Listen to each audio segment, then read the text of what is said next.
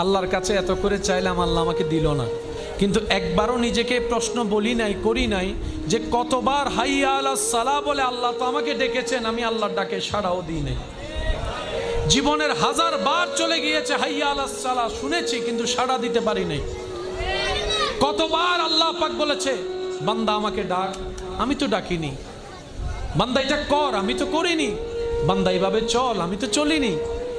এইরকম 1000টা আদেশ অমান্য করার পরও যেই রব দয়া বন্ধ করে নেই, রিজিক বন্ধ করে নেই, রহমত বন্ধ করে নেই, তিনি আমাদের রহমান রহিম। সুবহানাল্লাহ।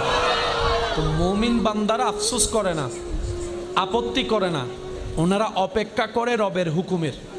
ওই রবের হুকুম আসা পর্যন্ত অপেক্ষা করার মাঝখানে যে রাস্তা, এটার নামেই সবর, এটার নামেই ধৈর্য। বলেন না সুবহানাল্লাহ। ওনারা সবরের রাস্তা দিয়ে যায়, শুকরের মাধ্যমে